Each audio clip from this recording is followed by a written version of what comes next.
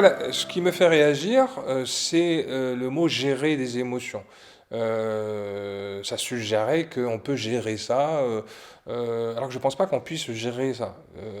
Les émotions arrivent souvent avant la réflexion, hein, donc c'est bien quelque chose qu'on ne peut pas gérer, parce que c'est quelque chose qui effectivement est présent avant même qu'on réfléchisse. Non, je pense que c'est beaucoup plus intéressant à apprendre à relationner avec elle. Et la plupart des gens que je rencontre, en tout cas, ont certaines difficultés à relationner avec leurs émotions. Moi, le premier, hein, pendant des années, rappelle-toi que j'étais un enfant très, très, très timide. Et donc, j'étais extrêmement confronté à ces émotions. Très timide, hypersensible. Donc, j'étais en permanence, plus que de raison peut-être, bousculé, confronté, dérangé, déstabilisé par ces émotions. Et donc pendant un long moment, je considérais ces choses-là comme pas des choses agréables, pas des copines, quoi, hein, c'est moins qu'on puisse dire. Hein. Et donc j'essayais effectivement de m'éloigner de ce truc, hein, parce que c'était quand même pas très agréable. Ou j'essayais de les gérer. Soit je m'éloignais d'elles, soit j'essayais de les gérer. Ce qui sont des stratégies habituelles. Soit je lutte, soit je fuis, ce qui me dérange. Et puis, finalement, voilà, en grandissant un peu, ben, on se rend compte en apprenant que ce sont nos amis, ce sont des indicatrices, ce sont des copines qui nous indiquent qu'il y a quelque chose qui n'est pas OK, il y a quelque chose qui est à apprendre, il y a quelque chose qui est à changer. Et plutôt que de les considérer comme oh là, c'est quoi ce truc, je fuis ça ou je lutte contre ça, ben, peut-être apprendre à relationner avec ça et apprendre à vivre avec. Hein.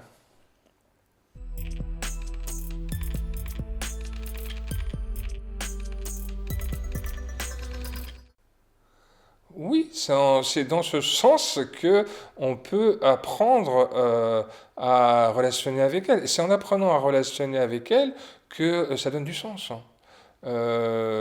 Ou pas, d'ailleurs, parce que parfois il n'y a aucun sens. Hein. Parfois, nous ressentons quelque chose. Est-ce qu'il est nécessaire de donner du sens à ce que nous ressentons? Je raconte souvent l'anecdote, parce que devant mon cabinet, j'ai un arbuste, je ne sais pas ce que c'est d'ailleurs, et donc comme tous les arbustes, eh ben, il suit les 4 saisons. Et bah, le printemps, il y a des jeunes pousses, l'été, bah, il y a des feuilles et des fleurs sublimes, et puis l'automne, il perd ses feuilles, et puis l'hiver, en ce moment, bah, il y a... Et puis parfois, il y a du Mistral, tu sais bien ici. Bon, et donc il se passe plein de choses, et donc il est bousculé par des éléments extérieurs. Il ressent des choses, cet arbre, toute la journée. Mais je t'assure qu'il n'est jamais venu me voir, me consulter en me disant je ne comprends pas, j'aimerais que tu me donnes un sens par rapport à tout ce que je ressens toute cette année, avec toutes ces saisons qui changent, avec ce Mistral qui souffle, etc. Je t'assure, hein, il n'est jamais venu. Alors que moi j'ai des clients qui viennent me voir en me disant je ne comprends pas pourquoi je suis triste. Je ne suis pas sûr qu'il soit nécessaire de donner une réponse à cette question pourquoi je suis triste.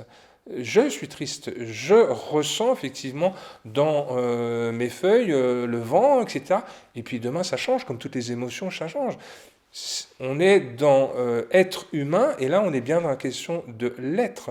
Je suis dans l'être. Et alors, est-il besoin de dire pourquoi, effectivement, je suis dans l'être? Je suis dans l'être, oui, et donc je ressens ça en ce moment.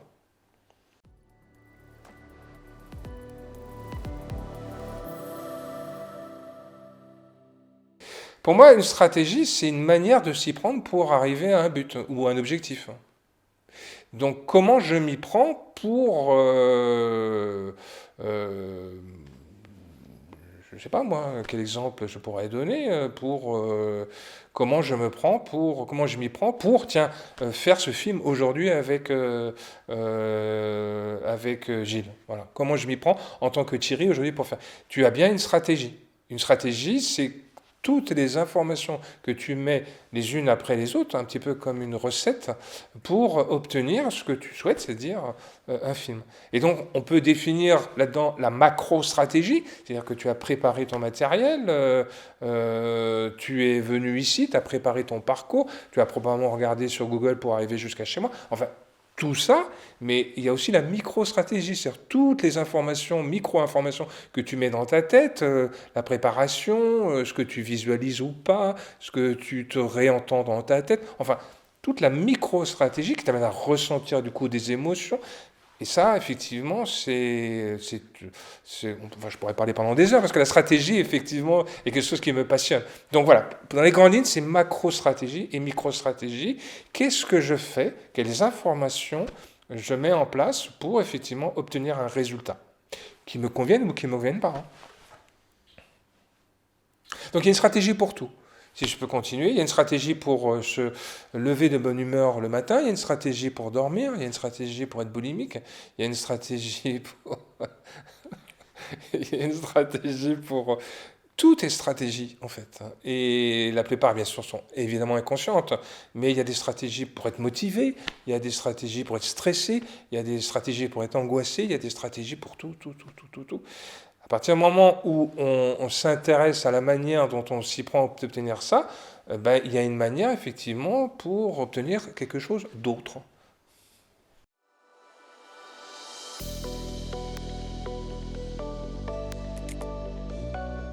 Mais il y a plein, plein, plein, plein de choses. Dans une stratégie, il y a évidemment, quand on parle de micro-stratégie, il y a les éléments du VACOG, donc les les percepteurs sensoriels. Dans une micro-stratégie, il y a vraiment ce que l'on voit, ce qu'on entend, ce qu'on goûte, ce qu'on touche, et qui nous amène effectivement à ressentir des choses.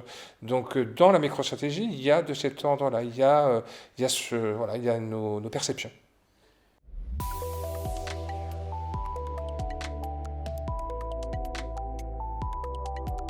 Oui, alors est-ce que tout ça est une opportunité justement d'être plus attentif à ce qui se passe à l'intérieur de nous, quand on voit tout l'extérieur et la quantité astronomique d'informations?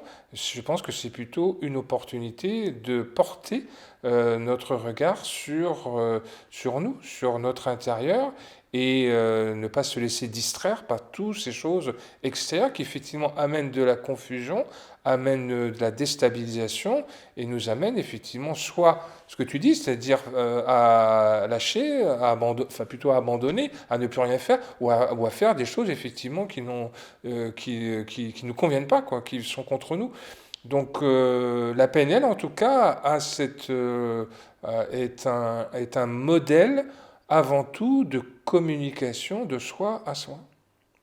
Puisque si on communique de mieux en mieux entre moi et moi, je communique de mieux en mieux avec toi, avec le monde, avec l'extérieur.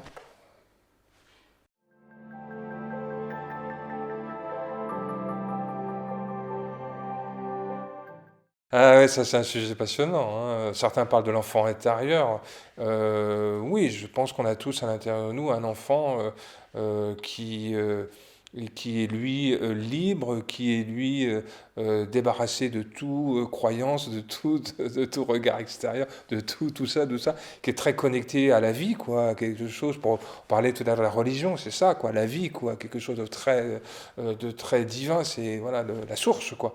Oui, les enfants ont tous une capacité d'émerveillement, mais bah, nous, en tant qu'adultes, on a un petit peu oublié, quoi. On a des couches de scories, d'expériences, de croyances. Voilà, on a oublié l'enfant, mais l'enfant est toujours là. L'enfant est toujours là et il a toujours envie de s'amuser. Enfin, c'est ce que je crois, en tout cas.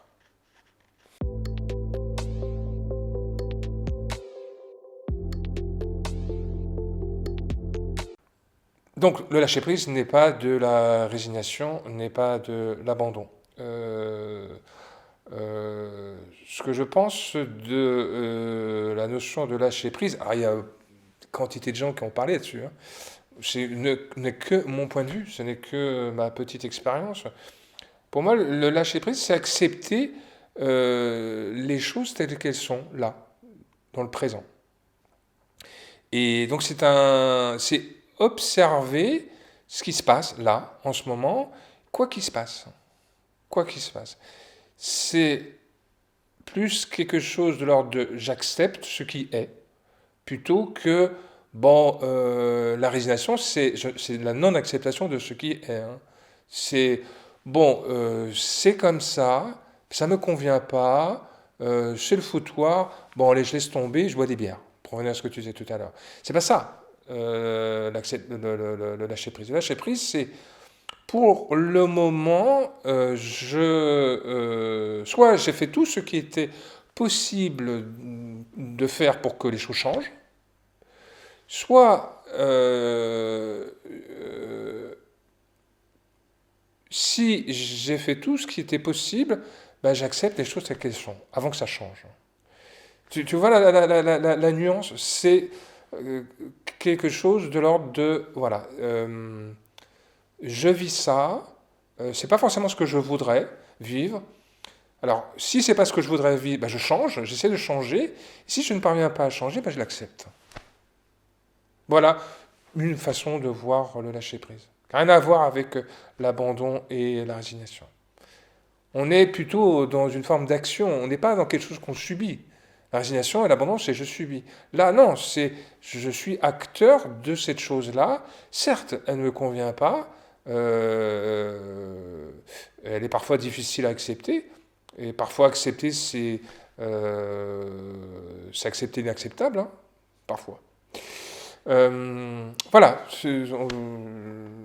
voilà comment moi je relationne avec ça. C'est une fois de plus plutôt quelque chose de l'ordre de l'acceptation présente.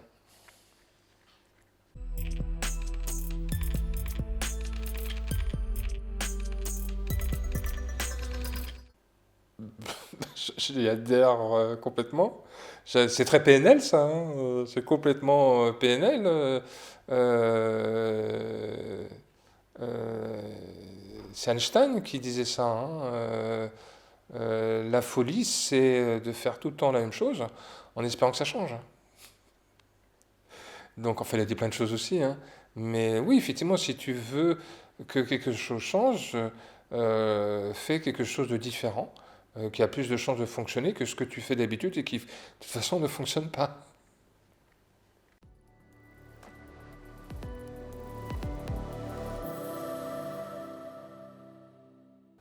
Alors, je ne sais pas ce qu'on dit à travers tout et langage, tu vois, ça, c'est une généralisation, hein. Je ne sais pas ce que ça veut dire, tout est langage. Beaucoup de choses passent par le langage, mais et de quel langage parle-t-on? Tu parles du langage non verbal ou verbal, voilà. Donc il y a, voilà, il y a ces deux formes de langage. Je préfère dire tout est relation. Tout est relation. Que ce soit de soi à soi, soit avec les autres, soit avec le monde, sous une forme qui est le langage, verbal ou non verbal. Oui, oui. Moi, j'adhère finalement assez bien à ça, que tout est relation, tout est langage. Il y a d'autres manières de relationner, hein. Certains relationnent par le dessin, l'art, on en parlait tout à l'heure.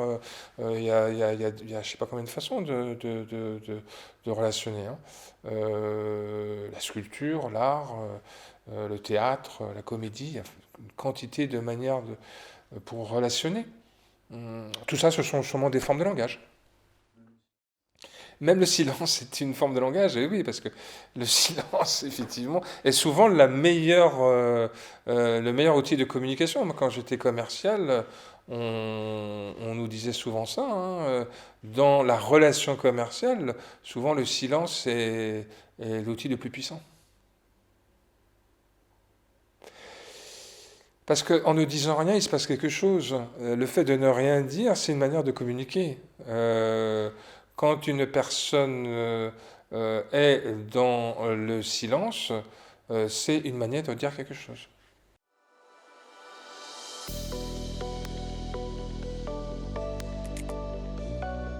Évidemment, mais c'est une des définitions de l'écologie. Oui, aujourd'hui, quand on parle d'écologie, on pense recyclage, on pense les verres, on pense à la nature, etc.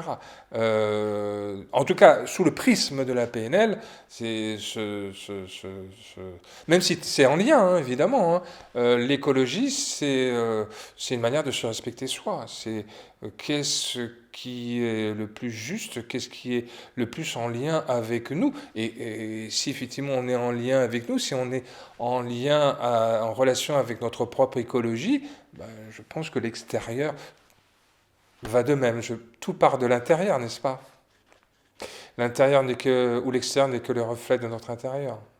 Donc effectivement, si on apprend à mieux relationner avec nous, à mieux se respecter, à être plus attentif à notre propre écologie, c'est-à-dire, bah oui, les avantages, les inconvénients, les bénéfices, les désavantages à changer, ça parle de l'écologie. Quand on change, bah, ça amène des défis.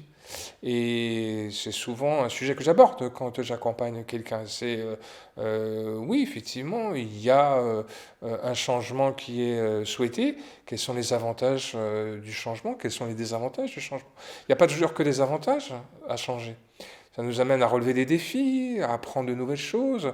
Et donc, ça met en mouvement notre propre écologie. Et pour certains, il y a plus d'avantages à ne pas changer qu'à changer par rapport à cette fameuse écologie.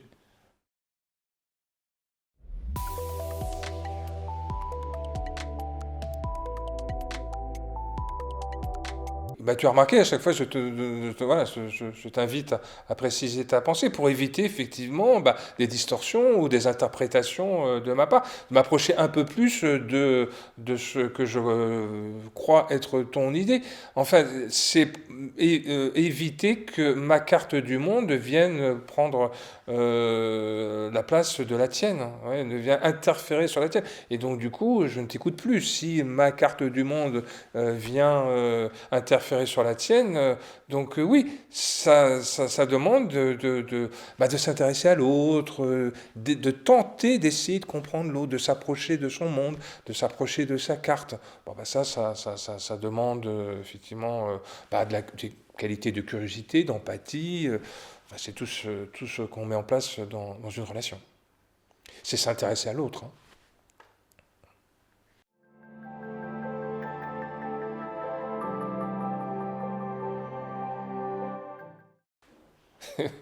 Oui et non, parce qu'en tant qu'hypnothérapeute, j'utilise beaucoup, moi, la négation, puisque la négation n'est pas reconnue par notre inconscient. Si je te demande de ne pas penser à la partie de ton visage qui se trouve à gauche, hein, qu'est-ce qui se passe? Effectivement, tu penses à la partie de ton visage. Si je t'invite à ne pas penser à ton pied qui est posé sur le sol, tu penses à ton pied.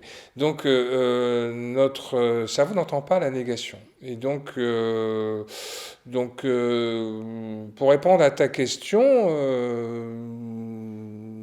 parfois, effectivement, la négation provoque des réactions, et c'est ce qu'on cherche, nous, dans la relation. C'est amener une réaction. Parfois, voilà, la négation peut amener des réactions inconscientes chez la personne.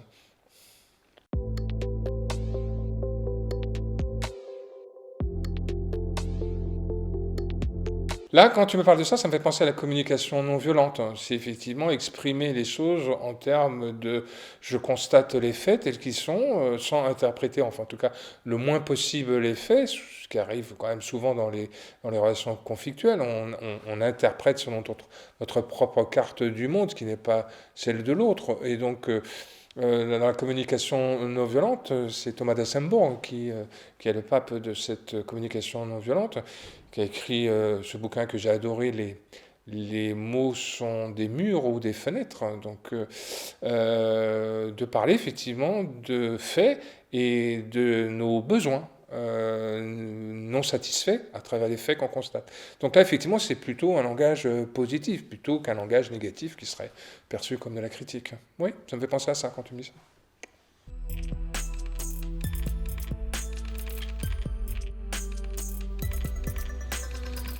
En fonction effectivement de la manière dont tu perçois le monde, Si on repart sur les canaux sensoriels, à partir du moment où on part de ce que l'on perçoit, ce qu'on voit, ce qu'on entend, ce qu'on goûte, ce qu'on touche, effectivement, on récupère une quantité d'informations qui nous amène après à faire une quantité d'apprentissage et à faire une quantité d'expérience. Et ça dessine effectivement ce qu'on appelle notre carte à nous.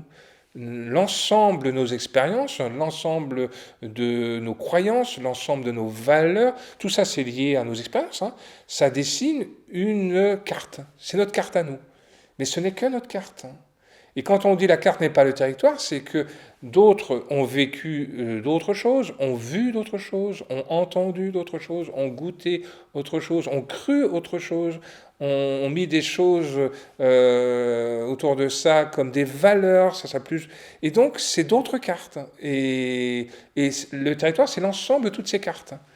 Et ce qui est intéressant, de mon point de vue, c'est justement dans la relation avec l'autre, d'aller découvrir quelle est sa carte, quelle est sa manière à lui de voir le monde, qui est évidemment différente de la mienne, parce qu'on n'a pas les mêmes expériences, on n'a pas la même éducation, on n'a pas vu les mêmes choses, on n'a pas senti les mêmes choses, on n'a pas touché les mêmes choses, etc.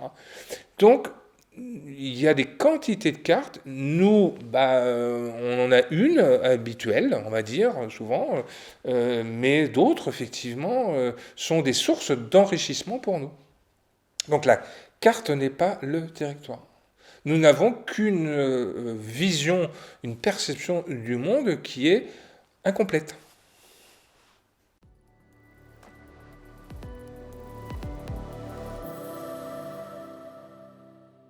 C'est de revenir à ce qu'on appelle l'expérience quelque part originelle. Qu'est-ce que j'ai vu? Qu'est-ce que j'ai entendu? Qu'est-ce que j'ai goûté? Et qu'est-ce que j'ai ressenti? Voilà. Ça passe aussi par nos sensations corporelles, nos émotions. Voilà.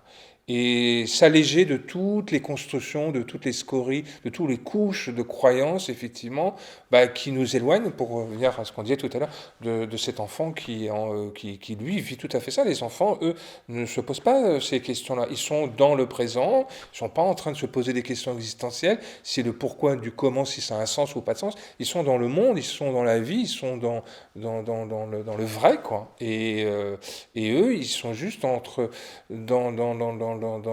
l'expérience ici et maintenant.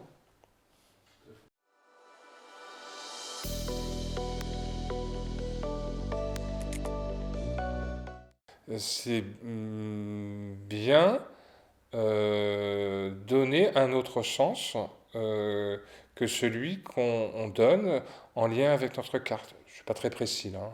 Je ne suis pas très précis, mais je peux donner un exemple. Voilà. C'est l'exemple ou une métaphore, c'est la métaphore que je disais tout à l'heure de la passoire, hein. Voilà.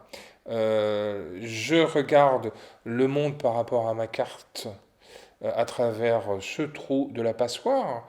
Ça donne un sens et effectivement, quelqu'un voit la même chose mais avec un trou de la passoire différent, on voit la même chose, mais on n'a pas effectivement le même sens, on ne donne pas le même sens à ce que l'on voit.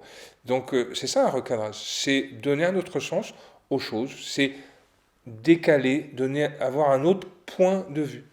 Je ne sais plus qui disait ça, je ne sais plus si c'est Roustan, qui est un grand hypnothérapeute, qui disait que... Non, c'est pas Roustan, c'est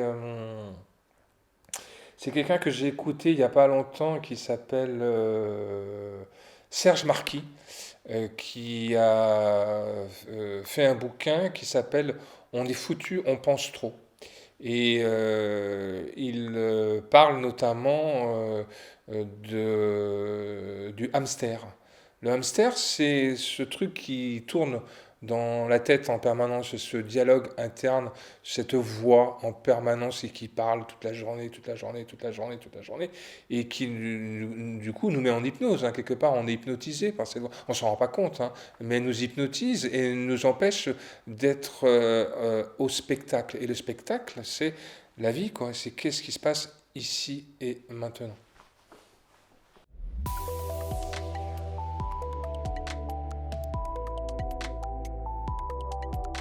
L'auto-ancrage, ben, c'est par rapport à une compétence qu'on souhaite obtenir. Quel exemple je pourrais donner? Bah, par exemple, tiens, autour d'une stratégie pour dormir, par exemple, hein. Je souhaite dormir. Je peux me faire un auto-ancrage qui consiste à me remémorer une image qui est en lien avec dormir, de réentendre un son qui est en lien avec dormir, soit une voix intérieure beaucoup plus basse qui m'amène à dormir, soit le bruit d'une rivière qui m'amène à retrouver du calme, etc., etc.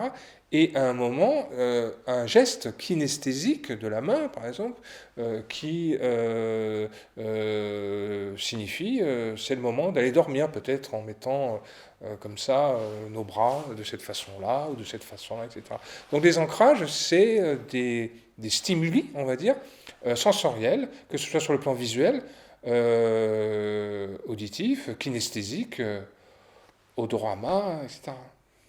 D'ailleurs, il paraît que les ancrages les plus efficaces sont des ancrages odorants. Et c'est les odeurs, et je pense que les gens qui écoutent, ça doit leur parler. Euh, ou ça doit effectivement leur indiquer quelque chose, que c'est la fameuse voilà, Madeleine de Proust, etc. Les odeurs de notre enfance sont très très puissantes et c'est souvent des ancrages qui restent très très très très très longtemps.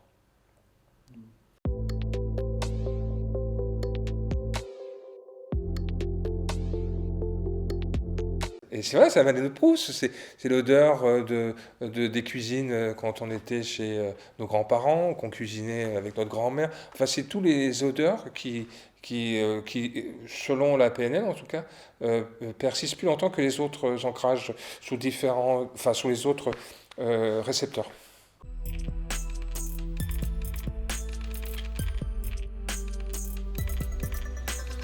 C'est très animal, ouais, c'est très. Bah, tu as peut-être lu le livre Le Parfum ou vu le. Voilà.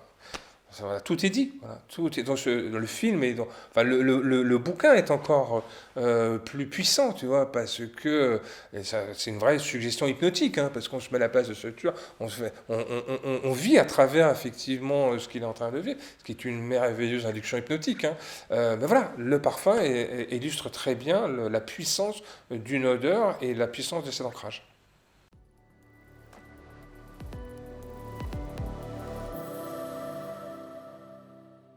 Enfin, la généralisation, ça s'exprime à travers le langage par des mots comme toujours, jamais. Voilà. Et c'est très utile déjà pour notre cerveau de généraliser parce que bah, ça permet de faire les choses de façon automatique et de ne pas réinventer la roue tous les jours, hein. Donc notre cerveau a besoin de généraliser les choses. Mais voilà, comme même s'il y a des avantages, il y a aussi effectivement des inconvénients parce que le fait de réduire comme ça, en disant c'est toujours comme ça ou ça n'était jamais comme ça, bah, ça réduit effectivement le champ des multitudes d'expériences qu'il y a eu autour de ça surtout la conséquence que ça omet certaines choses, évidemment. Les exceptions, à travers, derrière les toujours, il y a une exception, ou à travers les jamais, il y a une exception. Et c'est souvent ces exceptions des pépites de ressources.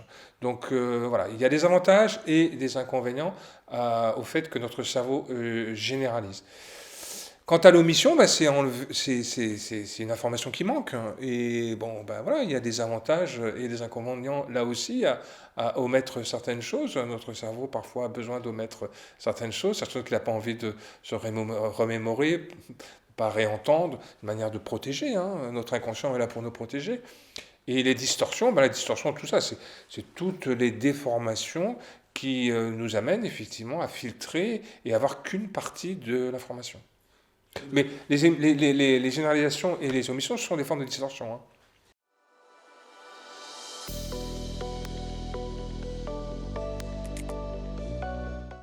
Mémoire, les omissions les généralisations sont des formes de distorsion à vérifier.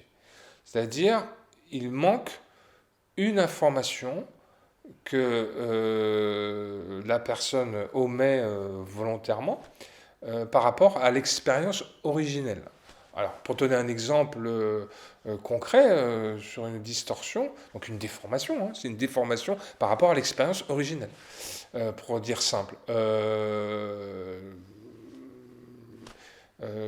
une généralisation est donc une forme de distorsion, parce que c'est une déformation de l'information. Par exemple, la personne me dit j'ai toujours été en surpoids.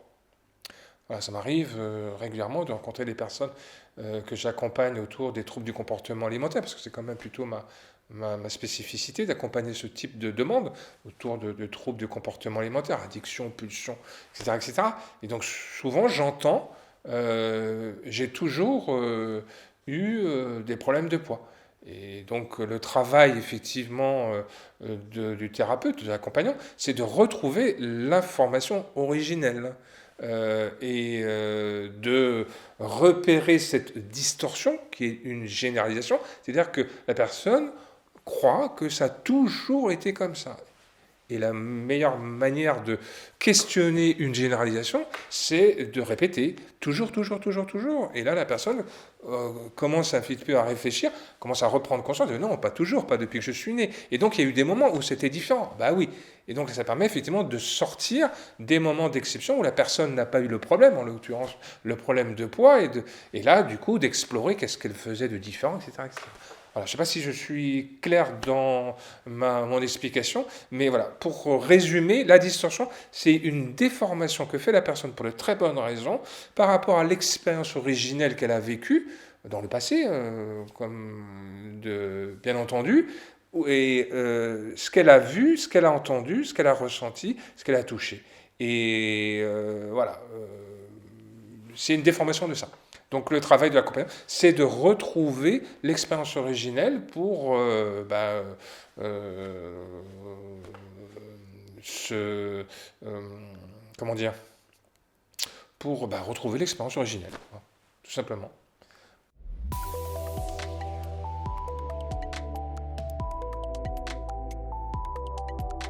Après, on est chacun libre d'accepter ou pas ce type de suggestion. C'est là notre liberté, notre autonomie. Voilà, c'est leur.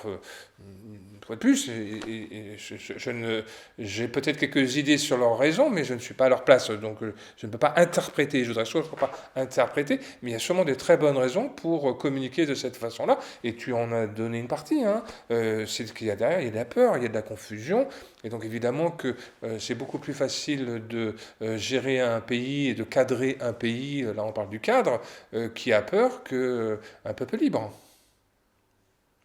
La liberté fait peur, un homme libre fait peur. Et donc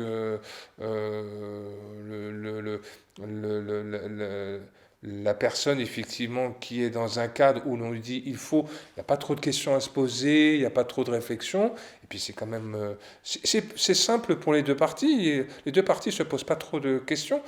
L'homme libre se pose parfois trop de questions. Hein. Mais bon, voilà. Là, on revient à l'histoire des valeurs. Quelles sont nos valeurs la personne qui communique avec les opérateurs modaux de nécessité ou de devoir, donc il faut ou je dois, derrière ça, il y a des croyances. Il y a des croyances. Parce que qu'est-ce qui se passe si ça ne se fait pas? Voilà. Et qui est ce il qui dit qu'il faut? Voilà. Parce que moi, c'est plutôt je, plutôt que il. Qui est ce il qui me dit qu'il faut à ma place? Moi, je. Donc, c'est des questions, effectivement, qui méritent d'être posées. Et ce n'est pas les réponses qui sont toujours les plus intéressantes. Là, du coup, c'est les questions. C'est qui est d'ailleurs ce il qui dit qu'il faut? Moi, j'ai d'habitude, j'ai plutôt tendance à dire je, moi, je. Voilà, je suis en responsabilité de, je décide effectivement de ma vie, je suis en responsabilité de ma vie, je fais mes choix. Personne ne me dit il faut. Donc derrière, il y a un système de valeurs, il y a un système de croyances. Et c'est d'être le plus conscient possible de ce système de croyances qui a d'ailleurs ces opérateurs modaux de nécessité ou de devoir. Enfin, en général, ce n'est pas des croyances aidantes, c'est plutôt des croyances limitantes.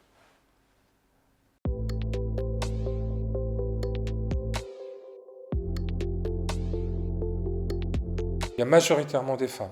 90%, je n'ai pas fait de statistiques précises, mais 90% de femmes. Surtout que, voilà, comme j'ai une expérience plutôt dans l'accompagnement des troubles du comportement alimentaire, c'est plutôt des femmes qui viennent pour ce type de demande. Mais j'ai la chance, de temps en temps, d'accompagner des hommes, c'est différent.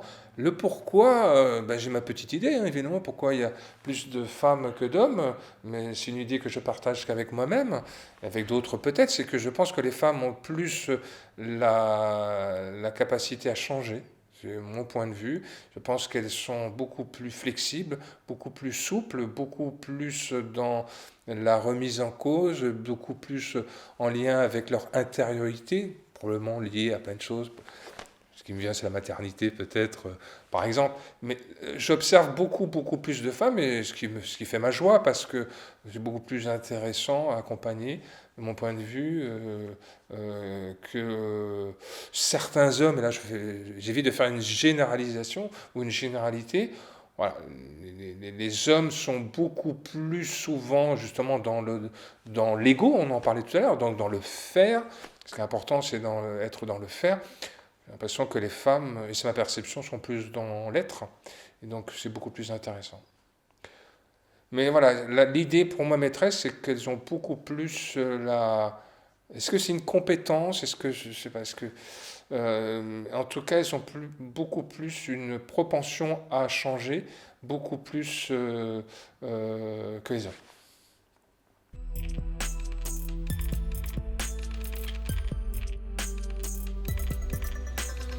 Je suis d'une génération où je regardais beaucoup Maya l'abeille, et je reçois une personne, je crois me souvenir, pour une problématique de trouble du comportement alimentaire. Je ne suis pas sûr, mais il me semble que c'était ça ou autre chose, mais je ne me rappelle plus.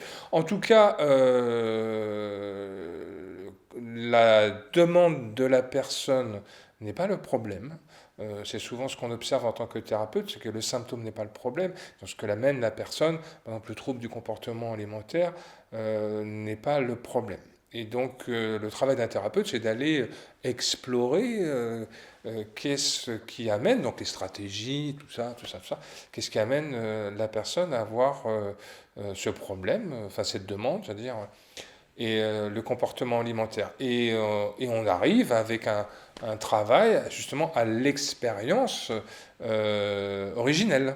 Après avoir exploré les croyances, les valeurs, les stratégies, enfin tout ça, un travail passionnant d'exploration, on arrive au bout d'un moment, en tout cas c'est le travail, à qu'est-ce que la personne a vu, a entendu, qu'est-ce qu'elle a ressenti. Et la personne, donc ça se fait quand même dans dans un contexte quand même où d'état modifié de conscience. C'est-à-dire que la personne, elle est à la fois là, pas tout à fait là, parce qu'à un moment, son esprit retrouve justement l'expérience originelle dans ce qu'elle a vu et ce qu'elle a entendu. Donc elle est quand même un petit peu en hypnose quand même, hein. Et la personne me dit, je réentends la voix de mon ancien compagnon qui me quitte brutalement, et quand j'y repense, j'entends la voix sur le répondeur avec toutes les modalités de la voix. Donc là, on peut reparler des ancrages, ça veut dire qu'il y a le son, les modalités du son, etc., etc., etc., la vitesse du son. Enfin, l'enregistrement, c'est comme si, effectivement, elle le réentendait là. Et quand elle réentend, bah, il y a beaucoup de tristesse, beaucoup d'émotions, il y a du ressenti physique, on en parlait tout à l'heure, et parfois le comportement pour se débarrasser de tout ça, parce que c'est pas très agréable, hein. Il y a beaucoup de tristesse, et comme il y a un enjeu d'apprendre à relationner avec nos émotions plutôt que les gérer, bah, parfois certaines personnes mangent leurs émotions, comme on dit. Et du coup, c'est une manière, une tentative de solution de se débarrasser de ce truc là qui est pas agréable, ce qui consiste à manger ses émotions, etc. Et donc, je constate que c'est ça le programme. Ce programme, c'est comme un audio qui est enregistré dans le cerveau de la personne. Et des fois, il suffit de pas grand-chose pour réactiver l'enregistrement. Des fois, un rien. Tu l'évoquais tout à l'heure, Thierry. Des fois, il suffit d'un rien. Un bruissement d'ailes de papillon fait que, hop, qu'est-ce qui se passe? Quoi? La personne ne comprend pas pourquoi je réagis comme ça. Il n'y a rien qui se passe autour de moi qui justifie ça. Et pourtant, il y a quelque chose qui se déclenche de manière inconsciente à l'intérieur de nous. Et donc, du coup, je fais un exercice de PNL qui consiste à travailler sur les sous-modalités de l'expérience, et donc notamment sur le son, et donc sur l'enregistrement. Donc, ça se passe de la manière suivante, c'est que j'invite la personne à voir dans sa tête un radiocassette, enfin nous on s'en souvient Thierry parce qu'on est des vieux, quoique même avec des jeunes ils savent ce que c'est qu'un radiocassette et la plupart voient bien un radiocassette à double entrée. Et souvent il est gris d'ailleurs ce radiocassette, je ne sais pas pourquoi ils sont la plupart du temps gris. Et il y a une double entrée A et B, etc.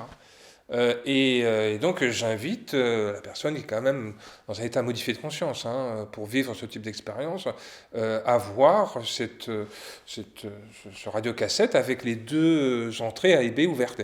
Et je l'invite à mettre la cassette où est enregistrée la voix de son compagnon qui la quitte, avec tous on parlait du son tout à l'heure, toutes les modalités d'enregistrement du son. Et donc, voilà, et tout ce que ça provoque chez elle en termes d'émotions, etc. Et tout ce qui est autour en termes de comportement, enfin. Hein, et je l'invite à côté à mettre une cassette enregistrée d'une chanson qui lui amène à ressentir quelque chose qui est différent, plus agréable, etc. Et en général, l'inconscient envoie la réponse très très très rapidement, parce qu'il est beaucoup plus rapide que notre petit mental.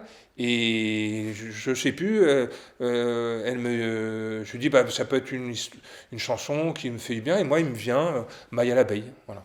Et madame me dit, moi aussi, j'adore Maya l'abeille. Et on commence à chanter. La la la la la la la la la la.